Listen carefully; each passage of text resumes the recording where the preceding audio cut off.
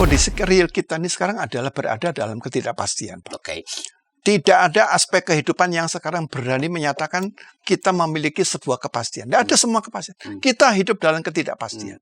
Dan yang kedua, di dalam ketidakpastian itu kita sebenarnya menghadapi sebuah relativisme. Relativisme nilai.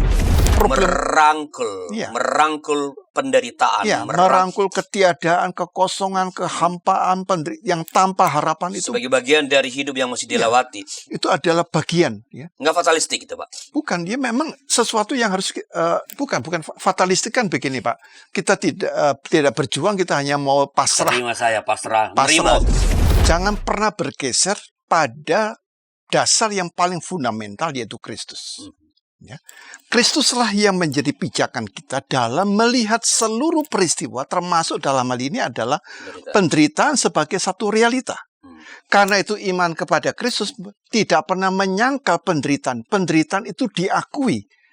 Dan gereja memberikan ruang bagi umat, bagi kita untuk meratap.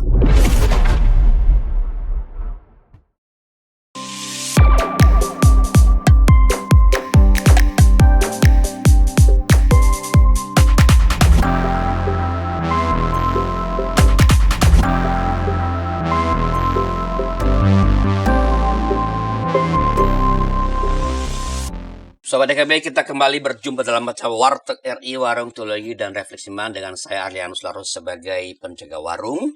Ini sebuah program yang membahas isu-isu tentang pengajaran, doktrin, tentang teologi, tentang perkembangan-perkembangan di dunia, bagaimana itu dilihat dari perspektif iman Kristen. Supaya dengan demikian kita dapat menempatkan iman itu dengan tepat untuk merespon berbagai macam isu-isu itu. Namanya juga warung, jadi Anda boleh nimbrung. Ya, silakan masuk nanti ke kolom komentar.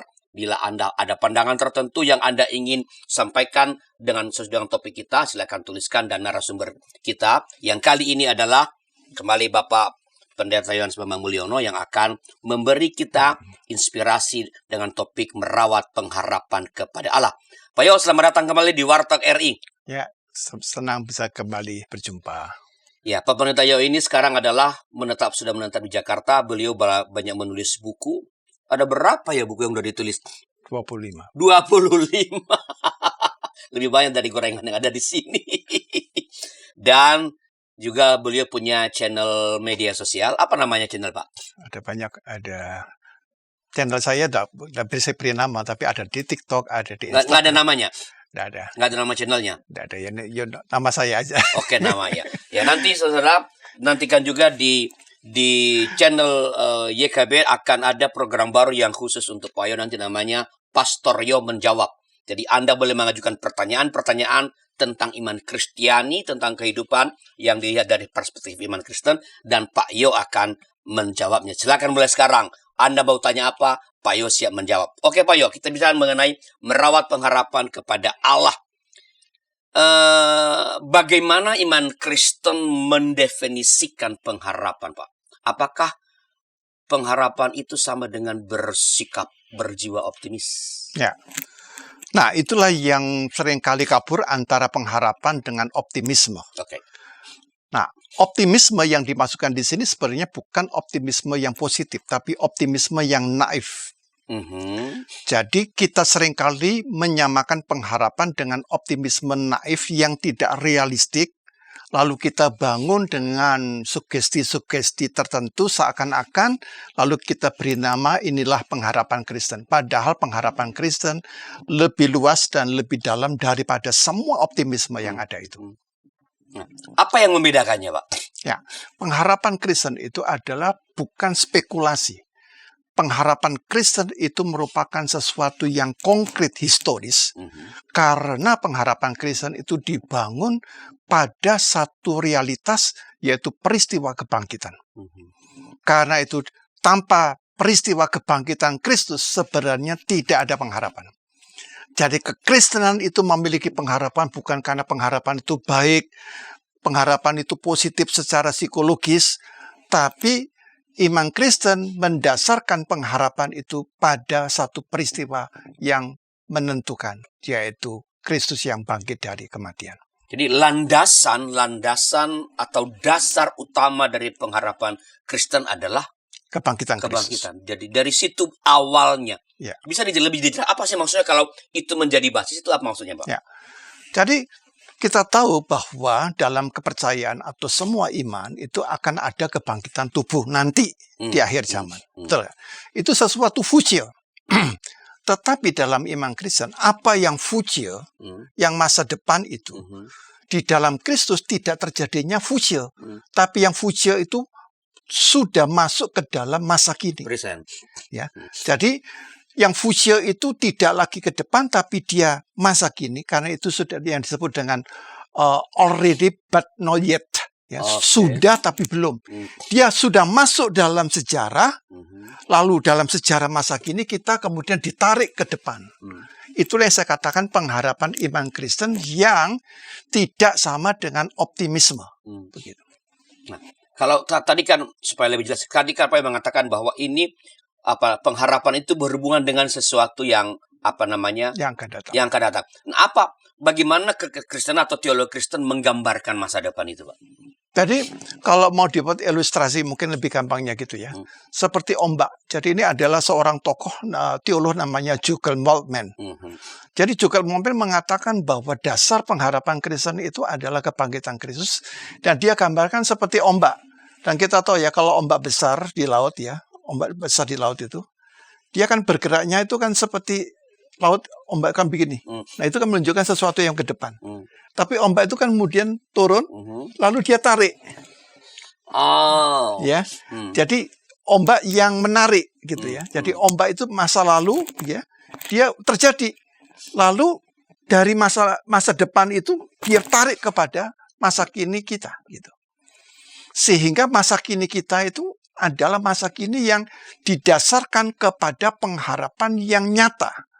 Bukanlah optimisme itu seringkali dibangun oleh sebuah pengharapan yang sesuatu yang sifatnya mimpi atau halusinasi saja. Jadi masih angan-angan begitu. Utopia. Tapi pengharapan Kristen bukan sesuatu yang utopis. Begitu. Karena berbasis pada peristiwa historis tadi, kebangkitan Kristus. Nah, kebangkitan Kristus itu adalah peristiwa historis. Karena terjadi dalam sejarah. Padahal seharusnya itu merupakan sesuatu yang nanti, yang belum terjadi. Mungkin masuk di dalam kelompok ahistoris. Tetapi yang ahistoris ini masuk ke dalam sesuatu yang konkret sehingga kita dimampukan, digerakkan untuk melakukan sesuatu yang bermanfaat. Karena itu di dalam teologi Rasul Paulus, misalnya 1 Korintus 13 ayat 13, di situ mengatakan ada 3 hal utama, yaitu iman, pengharapan, dan kasih. Dan memang dikatakan itu adalah, yang terbesar adalah kasih. Tetapi, kasih tidak akan menjadi kasih kalau tidak ada pengharapan. No hope. Bagaimana orang bisa mengasihi kalau dia no hope? Bagaimana orang beriman kalau dia no hope? Justru hope itulah, harapan itulah merupakan basic yang menentukan iman dan kasih itu. Jadi harapan itu seperti jangkar begitu, Pak, yang membuat orang dapat mengasihi dan dapat punya iman tentang sesuatu yang memang belum dapat dilihat gitu, begitu. Karena itu kan disebutkan dalam surah Ibrani, iman adalah seperti sauh yang dilemparkan gitu ya ke belakang tabir gitu. Jadi sauh itu adalah jangkar gitu. Tapi kalau tidak ada jangkar, kapal ini bisa kemana-mana. Kapal ini bisa hilang, ditarik oleh ombak. Ya mau saja kemana saja begitu. Nah, problem dunia modern ini adalah banyak di antara kita ini kehilangan harapan.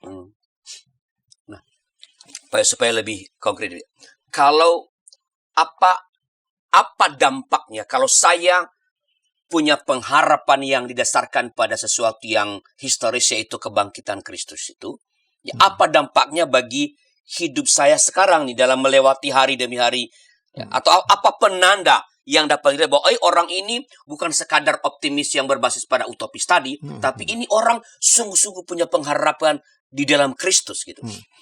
Kondisi real kita ini sekarang adalah berada dalam ketidakpastian, Pak. Oke. Tidak ada aspek kehidupan yang sekarang berani menyatakan kita memiliki sebuah kepastian. Tidak ada semua kepastian. Kita hidup dalam ketidakpastian. Dan yang kedua, di dalam ketidakpastian itu kita sebenarnya menghadapi sebuah relativisme. Relativisme nilai. Semua itu direlatifkan, Pak. Sampai Tuhan pun juga direlatifkan, gitu. Ya. Jadi itu sudah pasti kemudian hidup dalam kondisi yang relatif semua. Lalu yang ketiga adalah orang kehilangan meaning, kehilangan makna hidup. Jadi ini 3 aspek ini, 3 kekuatan ini tergerus begitu. Nah, kalau orang memiliki pengharapan akan kebangkitan, maka dia akan bisa mengatasi 3 kondisi ini, baik itu berurutan maupun bersamaan, dia bisa itu. Karena dia melihatnya dalam bahwa yang ke depan ini kita sudah tahu mau kemana ini. Jelas arahnya. Arahnya itu mau kemana. Dalam semua keruwetan, dalam semua ketidakpastian, dalam semua relativitas, dalam semua ketiadaan makna itu kita masih melihat ada sebuah, yang penting itu orang tahu arahnya kemana. Tapi kalau orang sudah tidak punya pegangan lalu kehilangan arah, Pak, dia udah mau dibawa mana saja, mau dibawa kehancuran, dia sudah tidak tahu apa yang harus dia lakukan. Inilah kondisi yang mengkhawatirkan jemaat. Dan saya kurang tahu sejauh manakah memang spiritualitas dan iman umat itu dihayati pengharapan itu kepada kebangkitan Kristus. Apakah hanya ingat pada waktu peristiwa Paskah, ya? Ataukah setelah itu kemudian kembali lagi kepada sebuah optimisme yang sifatnya utopia tadi? Nah, itu problemnya yang harus kita perkuat kehidupan umat kita dengan pengharapan yang berbasis pada salib. Jadi kita memang tidak bisa melihat ya, ini orang sekadar optimis karena bayang-bayang yang ia konstruk sendiri tentang masa depan, dengan orang yang memang takut tahu ke arah, tapi aku tahu arahnya jelas ya, karena saya percaya kepada Kristus yang telah bangkit dan ia akan membangkitkan saya nanti pada suatu saat di masa depan. Jadi kita memang nggak bisa membedakan sesuatu itu dalam diri seorang. Ini optimisme atau pengharapan Kristiani. Yang utopis itu bukan berarti mereka tidak punya perhitungan, Pak. Mereka juga punya perhitungan. Misalnya mereka melihat, naik turun saham, mereka bisa melihat itu. Mereka juga bisa melihat hal-hal yang bisa diukur, bisa semuanya. Tetapi ketika ini semuanya salah perhitungan, Pak, runtuh, maka optimisme itu menjadi sebuah pesimisme yang menghancurkan.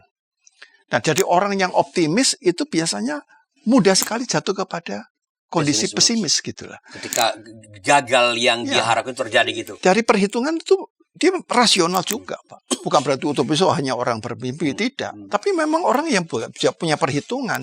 Dia juga punya rumus.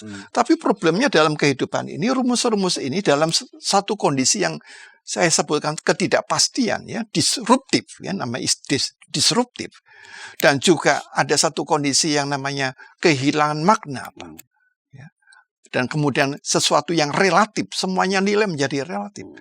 Maka kalau ini hilang dan runtuh, maka optimisme itu dengan mudah sekali berubah menjadi sebuah pesimisme. Begitu. Nah, pesimisme ini berbahaya sekali gitu.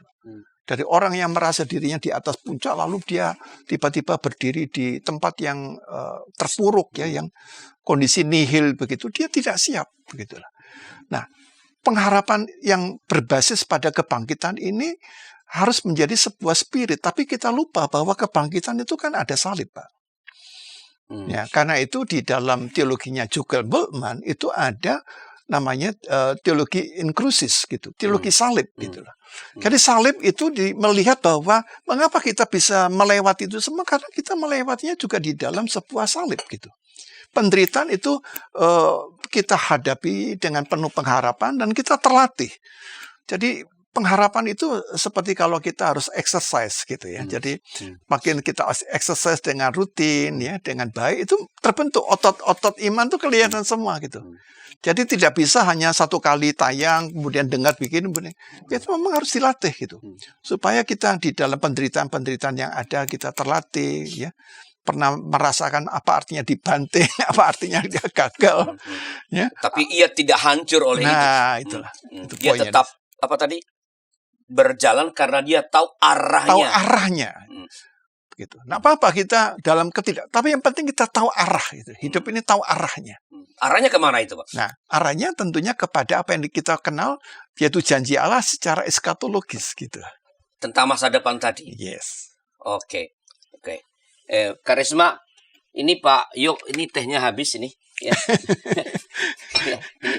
ini bisa dibikinkan ditambah lagi. Oke Pak Yok, kita lanjutkan. Ya, bagaimana merelasikan pengharapan Kristiani ketika dalam hidup sekarang ini kita masih mengalami aneka penderitaan. Tapi minta Karisma dulu deh, isi minum Pak Yok. Para pimpinan gereja di sana-sini mengakui bahwa jangankan warganya atau para pendetanya, mereka sendiri juga tidak begitu tahu karena sesudah menerima dokumennya Taruh di kantor sinode tidak ada upaya untuk sosialisasi. Jadi sama juga kayak masalah bioetika di Indonesia ya, apakah boleh begini, apakah boleh, tapi kita harus bertanya lebih dalam lagi sebagai orang Kristen, apa sikap etis dan apa keputusan etis yang merupakan refleksi daripada visi moral dari iman Kristen. Hadirkan Tuhan sebagai sahabat, bukan hanya sebagai majikan yang di atas atau hakim. Hadirkan Tuhan sebagai sahabat kita juga, yang mau mendengar, mau meraih, yang kamu bisa seadanya dengan dia, yang kamu bisa nikmati kehadirannya. Kalau gereja bisa lakukan itu, apapun alirannya, saya kira Gen Z akan merasa ini rumah. Ternyata masih banyak komunitas kita yang tanpa sadar budaya hierarkis di dunia itu dibawa masuk ke gereja. Bagaimana sikap majelis, sikap anggota jemaat terhadap satpam gereja, terhadap pekerja gereja, itu kita kadang-kala tidak memperlakukannya sebagai sahabat, tapi ya pesuruh aja yang ya udahlah.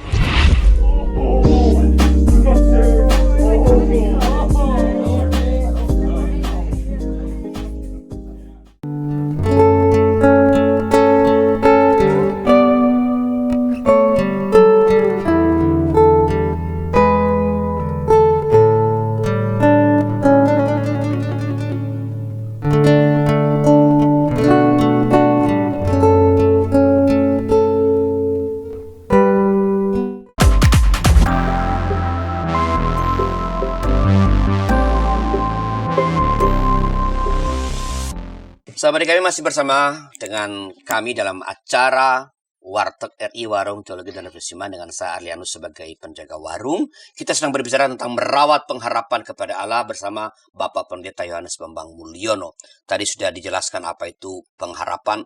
Pak Yo, sekarang ini kan kita berharap kepada Allah. Ya, harapan itu kita sampaikan lewat doa-doa kita. Ya. Tetapi bagaimana kita merawat pengharapan itu ketika doa-doa itu terasa kering dan iman terasa semakin melemah. Apa yang Bapak katakan itu merupakan hal yang real dan banyak dialami. Bahkan oleh orang-orang yang mempunyai relasi yang sangat dekat dengan Tuhan. Mereka mengalami apa yang disebut dengan dark night of the soul. Ya.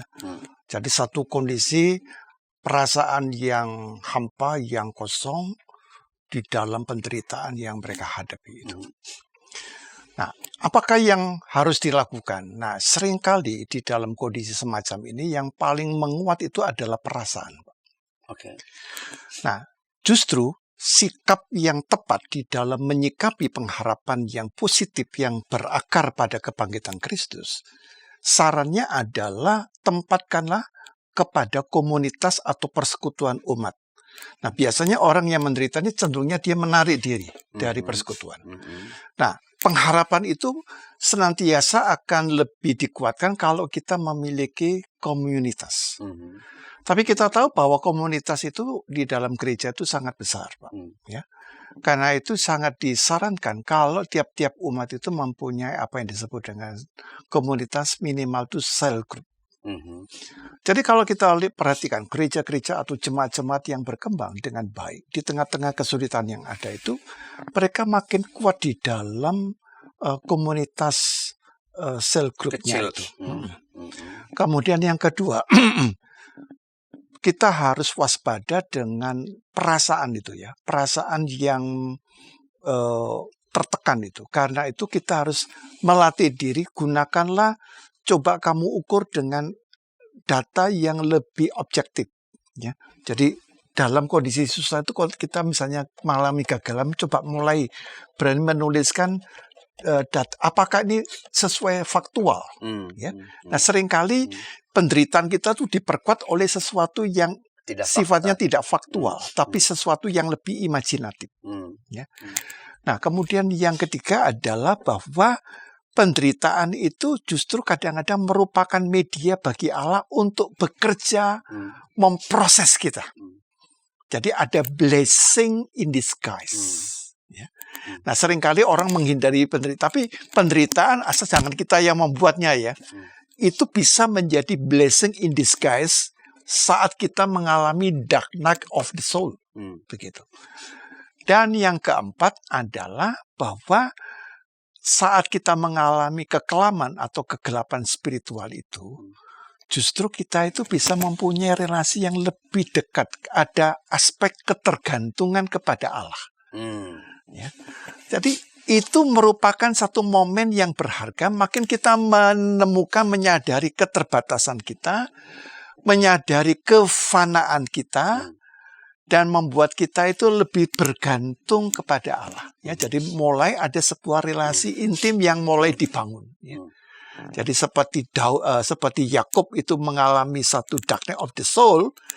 Nah, justru disitulah Allah mengajar dia dengan satu pengalaman yang tidak terlupakan, yaitu diajak bergumul. Yakub ya. Ya, Yakub itu bergumul dengan Allah sampai pagi, bahkan dia sampai dipukul, sampai pincang. Ya. Tapi dari situlah identitas dirinya berubah dari Yakub yang artinya penipu menjadi Israel begitu. Ya. Jadi di situ kita melihat bahwa tidak setiap penderitaan itu merupakan sebuah kerugian atau kegagalan. Tapi sebaliknya melalui penderitaan itulah iman kita semakin dimurnikan. Jadi apakah bisa dikatakan bahwa kita dapat tetap merawat pengharapan meskipun tadi doa kering, iman melemah, atau masih mengalami penderitaan di tengah-tengah dunia. Kalau kita tidak berfokus pada penderitaan yang dialami itu. Ya. Jadi kecenderungan kita adalah memang fokus pada penderitaan yang kita alami. Sehingga makin kita fokus kepada penderitaan itu, maka penderitaan itu makin dalam pikiran kita, dia makin membesar. Makin membesar, makin kita makin melemah. Nah karena itu fokuslah kepada Allah melalui penderitaan yang ada. Karena Allah itu lebih besar daripada penderitaan yang kita alami. Jadi makin kita berfokus kepada Allah, maka penderitaan yang besar itu bukan hilang. Dia makin mengecil, lebih proporsional. Ya, bahkan lebih faktual. Bahkan sebenarnya penderitaan itu secara faktual itu tidak terlalu besar seperti imajinasi kita.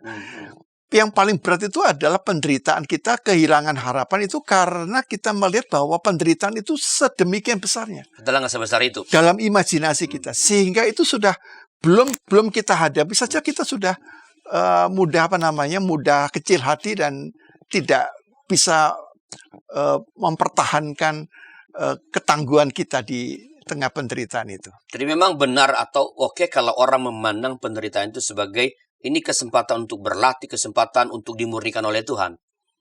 Ya, tapi walaupun harus tetap sadar ya, bukan penderitaan yang kita ciptakan sendiri ya. Oke. Ya, jadi memang penderitaan yang karena kita diperlakukan sesuatu yang memang tidak adil.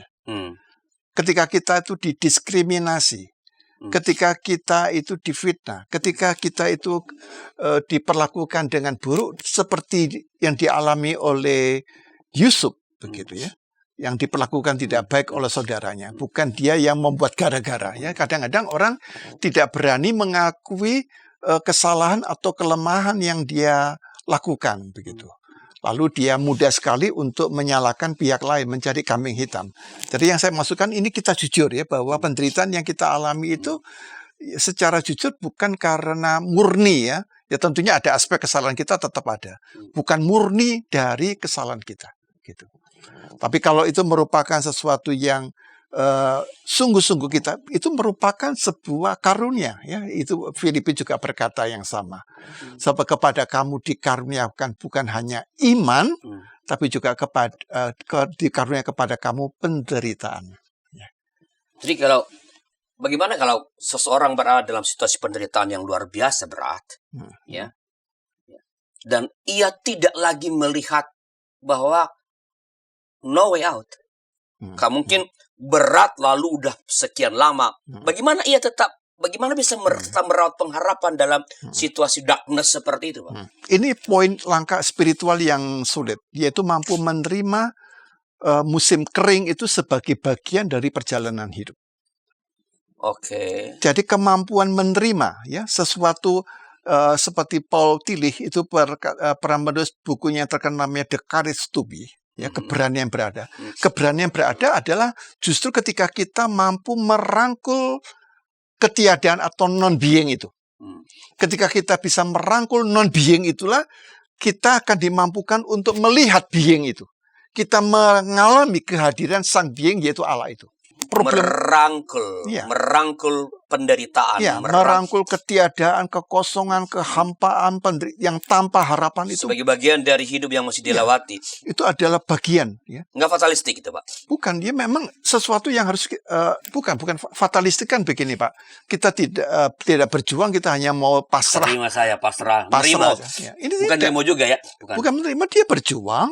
Dia ingin melakukan yang terbaik untuk keselamatan hidupnya. Dia pergi ke dokter yang ada, dia menjaga tubuhnya, tapi misalnya dia kondisi sakit itu, ya Pak. Ini saya pernah baca nih, ada satu kisah menarik. 22 tahun orang ini tidak bisa, Pak, berdiri, tidak bisa tidur samping, karena setiap kali dia berubah itu dia kesakitannya luar biasa. Apa yang dia lakukan? Ini hanya dia belajar satu hal, yaitu mampu menerima dengan ucapan syukur setiap sakit itu, Pak. Dan akibatnya apa? Dia bertumbuh menjadi seorang pribadi dengan satu karakter yang sangat luar biasa. Nah, jadi ini contoh, Pak, ya, mampu bisa menerima 22 tahun loh, itu bukan perkara waktu yang pendek loh. Dia bisa terima itu, proses tentunya tidak mudah ya, prosesnya itu tentu berproses, tapi akhirnya sampai pada titik dia bisa menerimanya itu. Nah, kemampuan menerima itulah tindakan iman. Jadi tindakan iman adalah kemampuan kita untuk menerima apa yang tidak dapat kita ubah menjadi bagian dari hidup kita, tapi disitulah Allah memproses kita untuk menjadi ada sebagaimana yang seharusnya. Bagaimana Pak Yo melihat para pengkhotbah Kristen yang memberi penghiburan tentang nikmatnya kehidupan nanti di sorga kepada orang yang sedang menderita di sana. Jadi orang diajak untuk trans. Jadi bayangkan ini penderitaan ini di sini cuma sementara, nanti di sorga kamu akan disediakan bla bla. Bagaimana Pak Yo memandang narasi-narasi khotbah seperti ini? Nah, itu yang dikatakan oleh Bonhoeffer, yaitu sikap eskapis. Eskapis itu sikap melarikan diri. Jadi kita tidak diajak untuk melihat realita sebagai fakta, sebagai peristiwa real yang harus kita sikapi, tapi kita mengajak umat itu untuk melepaskan diri dari penderitaan dengan membuat semacam imajinasi, janji-janji keselamatan atau surga, kenikmatan, bla bla bla yang sebenarnya adalah halusinasi. Ya. Nah, itu sebenarnya adalah izinkan saya dari sudut psikologi ya mengatakan itu adalah pengobatan terapi yang sifatnya membius, sifatnya membuat orang makin menderita kondisi mental disorder itu ya. Karena orang tidak diajak untuk melihat menghadapi realitas sebagai realita begitu ya. Nah, karena itu janji-janji semacam ini adalah janji-janji kosong, PHP lah ya, pemberi harapan kosong yang bukan hanya dihindari, harus ditolak ya. Para pengkhotbah yang melakukan PHP harus diturunkan dari mimbar. Itu merusak jemaat itu ya. Karena kehidupan gereja itu adalah komunitas yang menyehatkan. Kita semua orang sakit. Ya, jemaat itu adalah semua orang sakit. Semua manusia ini orang sakit. Nah, justru karena itu gereja hadir untuk memberikan terapi. Jadi jangan orang sakit ini diajak lebih sakit lagi begitu. Ya, pengharapan menjadi eskapis. Nah, karena itu saya katakan bahwa pengharapan di dalam kebangkitan Kristus adalah pengharapan yang didasarkan kepada satu peristiwa yang historik. Kebangkitan tadi. Ya, kebangkitan tadi begitu. Ini bukan eskapis, menghadapi. Nah, kebangkitan itu tidak sekadar satu kebangkitan, tapi terkait dengan peristiwa yang menyakitkan, yaitu salib itu. Karena itu antara salib dan kebangkitan itulah menjadi sebuah satu realita ya yang penting. Disitulah terjadilah penebusan dosa itu, pengampunan Allah itu. Nah, kalau begitu, Pak Yo, apa yang mestinya diwartakan gereja ya kepada umat atau kepada dunia ini ketika kita harus mengatakan penderitaan itu kan semakin hari tampaknya nggak semakin berkurang, Pak. Ya, di banyak tempat, di banyak kelompok masyarakat itu penderitaan itu luar biasa. Terhadap orang-orang yang misalnya rumahnya hancur karena banjir bandang. Apa yang mestinya gereja wartakan supaya pengharapan itu tetap terpelihara setelah beberapa informasi berikut ini? Para pimpinan gereja di sana-sini mengakui bahwa jangankan warganya atau para pendetanya, mereka sendiri juga tidak begitu tahu karena sesudah menerima dokumennya Taruh di kantor sinode tidak ada upaya untuk sosialisasi. Jadi sama juga kayak masalah bioetika di Indonesia ya, apakah boleh begini, apakah boleh, tapi kita harus bertanya lebih dalam lagi sebagai orang Kristen, apa sikap etis dan apa keputusan etis yang merupakan refleksi daripada visi moral dari iman Kristen. Hadirkan Tuhan sebagai sahabat, bukan hanya sebagai majikan yang di atas atau hakim. Hadirkan Tuhan sebagai sahabat kita juga, yang mau mendengar, mau meraih, yang kamu bisa seadanya dengan dia, yang kamu bisa nikmati kehadirannya. Kalau gereja bisa lakukan itu, apapun alirannya, saya kira Gen Z akan merasa ini rumah. Ternyata masih banyak komunitas kita yang tanpa sadar budaya hierarkis di dunia itu dibawa masuk ke gereja. Bagaimana sikap majelis, sikap anggota jemaat terhadap sapam gereja, terhadap pekerja gereja, itu kita kadangkala tidak memperlakukannya sebagai sahabat, tapi ya pesuruh aja yang ya udahlah.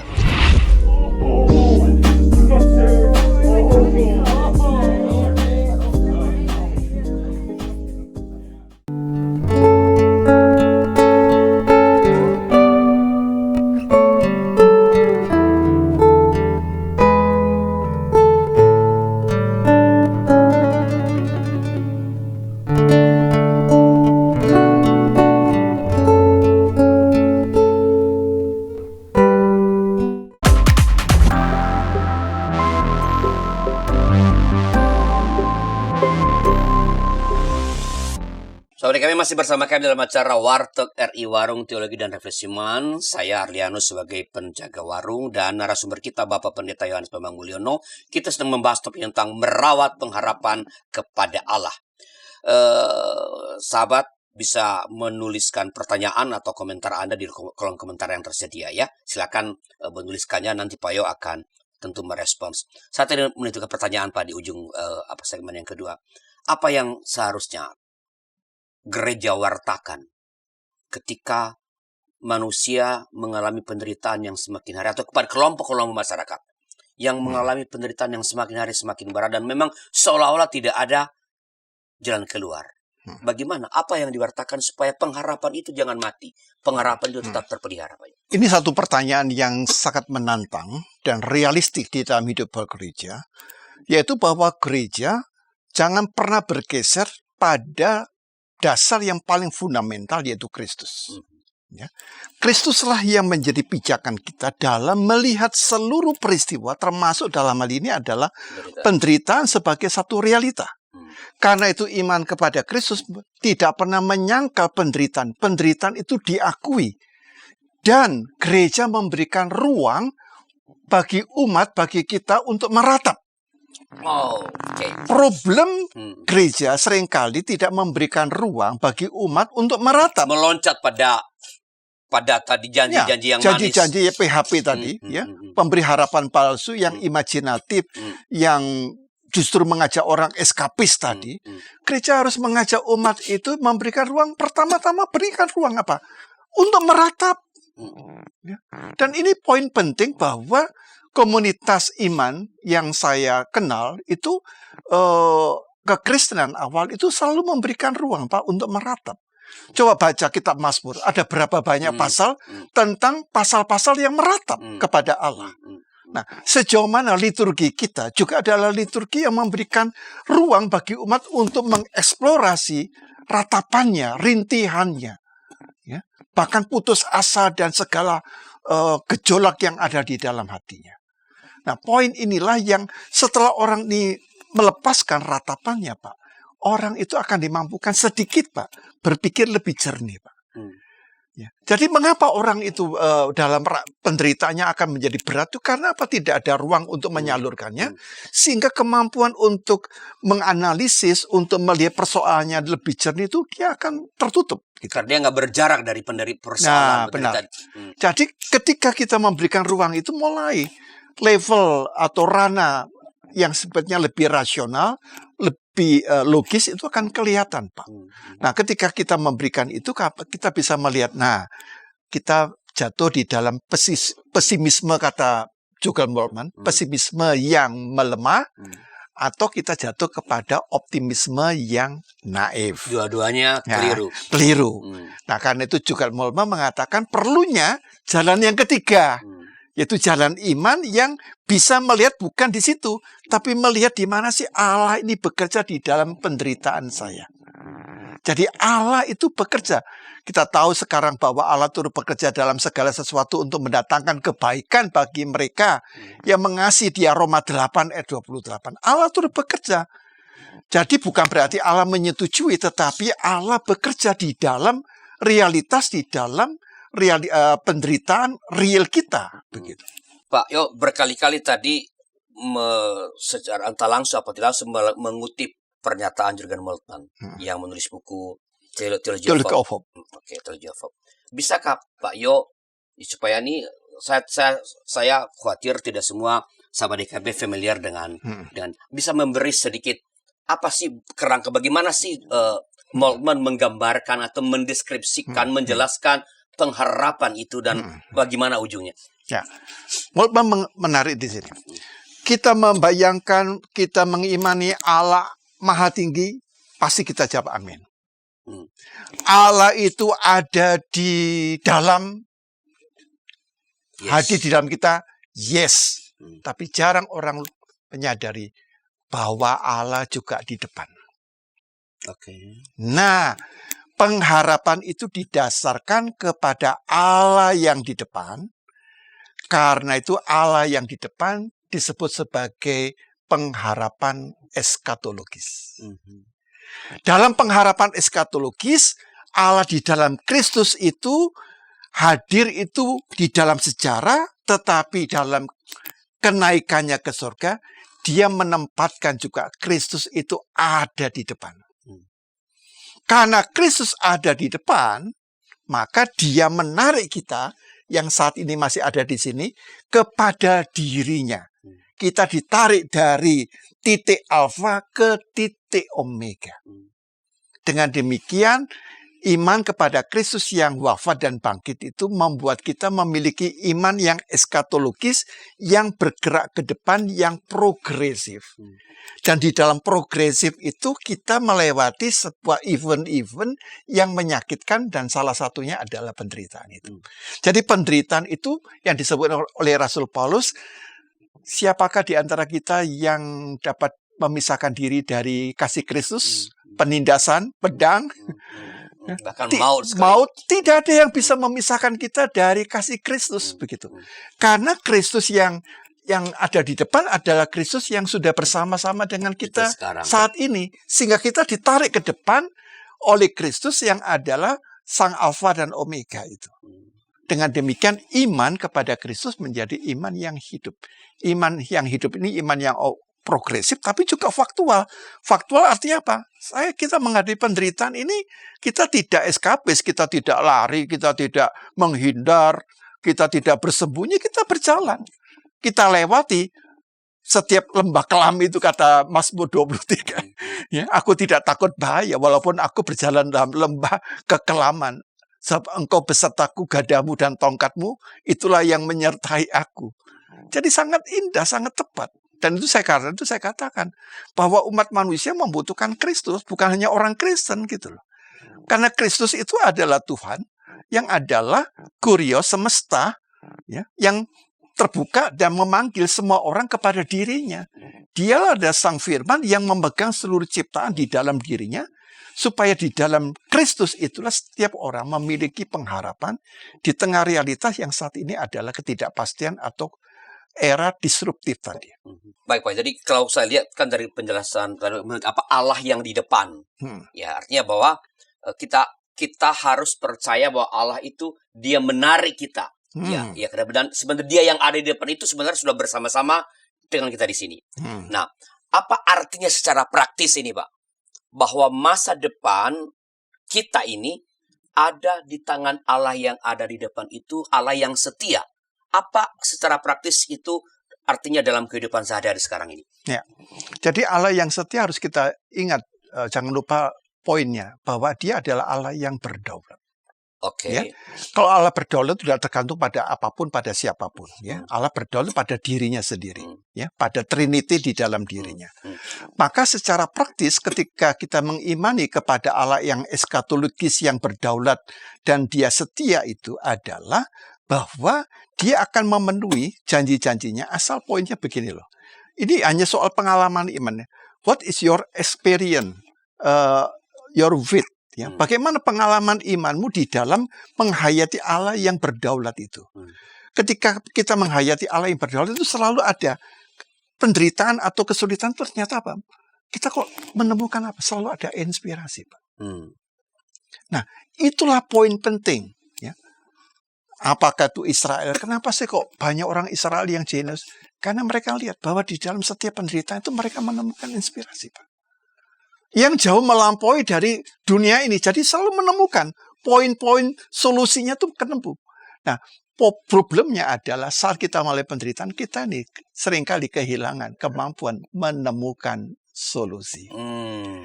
Karena kita tidak terlatih membuat problem solving. Nah, iman yang eskatologis adalah iman yang terampil dalam menghadapi problem solving itu. Apakah itu tidak lalu menjadi, kalau begitu sebenarnya saya tidak perlu iman, tapi saya punya kemampuan melatih diri untuk melakukan problem solver? Hanya itu mungkin bisa menjadi sebuah statement yang, tapi saya mau tanya, coba kemampuan apa yang membuat orang yang berkata demikian bisa menemukan problem solving ketika penderitaan itu menerpa dalam skala yang besar, dalam skala yang besar dan intensitas yang tinggi gitu loh. Kalau kita satu penderitaan kita atasi itu ya masih manusiawi. Tapi kalau kemudian intensitasnya tinggi lalu skalanya besar, biasanya sudah no hope begitu. Nah, kekuatan apa nih pertanyaannya? Kekuatan apa yang membuat orang ini bisa berpijak begitu? Ya, misalnya ini juga pertanyaan saya kepada para ateis.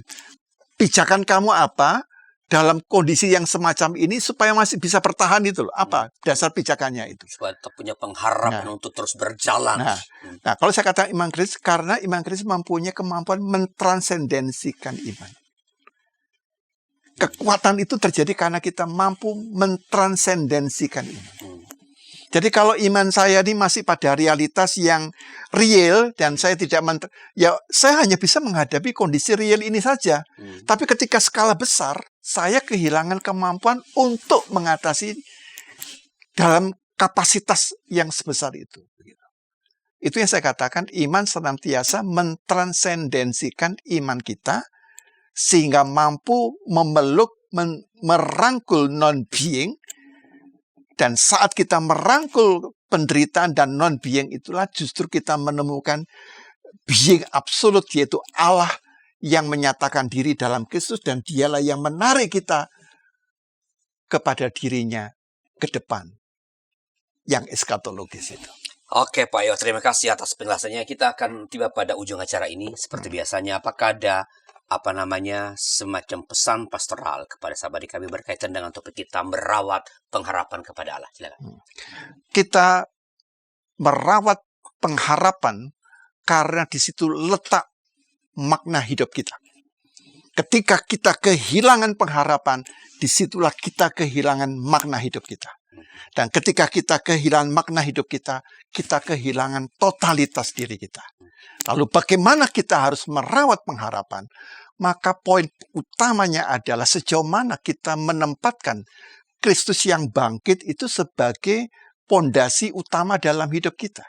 Sehingga Kristus yang bangkit bukan hanya peristiwa ritual Paskah, tapi menjadi sebuah realitas iman, menjadi pengalaman iman yang konkret, sehingga melalui Kristus yang bangkit itu kita melihat tangan Allah yang tidak bisa kita lihat secara indrawi, tapi kita tahu bahwa kita dituntun dan ditarik kepada Allah yang ada di depan, Allah yang eskatologis, karena kita tahu bahwa hidup kita semuanya itu ada hidup yang mempunyai makna, tapi ingat, kita semuanya hidup di sini mempunyai tujuan. Karena itu jangan sampai kita kehilangan makna dan tujuan. Dan dua aspek inilah yang dirangkul, dinyatakan secara konkret di dalam wafat dan kebangkitan Kristus. Oke Pak Yo, terima kasih atas pencerahannya kali ini kepada kita semua para sahabat. Dan itulah percakapan kami tentang merawat pengharapan kepada Allah. Sekali lagi, bila masih ada komentar, ada pertanyaan Anda tentang topik ini, silakan tulis di kolom komentar. Dan bila ada masukan-masukan, usul topik yang Anda ingin kita bahas di Warteg RI, silakan boleh masuk ke kolom komentar atau silakan kirim kami lewat nomor 0812-8188-9191. Demikian, sampai jumpa pada Warteg RI berikutnya. Tuhan memberkati.